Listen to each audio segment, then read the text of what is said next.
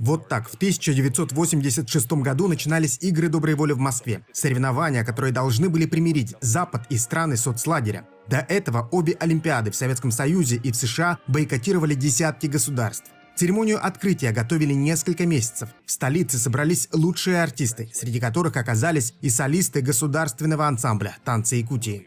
Туда приехали со всего Советского Союза, из Средней Азии, из Кавказа, из Прибалтики, с Украины, Белоруссии. И мы очень дружили вот с этими артистами. Мы жили в Олимпийском центре Измайлова. Нас оттуда возили, и сперва нас репетиции шли в крытом таком стадионе «Динамо», потом мы пришли репетировать стадион «Лужники». Вместе с другими коллективами, танцевальными ансамблями, тоже с ними дружили, обменивались своими танцевальными движениями, танцами.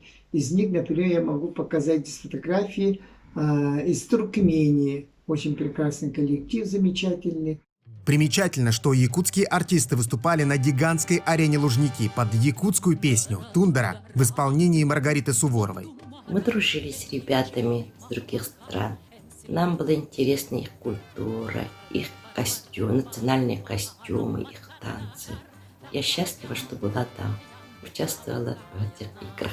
С той знаменитой церемонии открытия игр прошло уже 34 года, но участники тех событий до сих пор помнят подробности выступления и продолжают танцевать.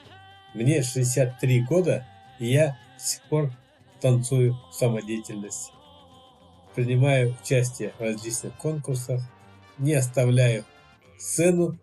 Танцы – это часть моей жизни. Игры доброй воли проводились всего лишь 5 раз. После распада Советского Союза и окончания Холодной войны их актуальность пропала. Но осталась история, и в ней навсегда вписаны имена якутян. Максим Гордозу, Виктор Олесов, Москва, Якутск.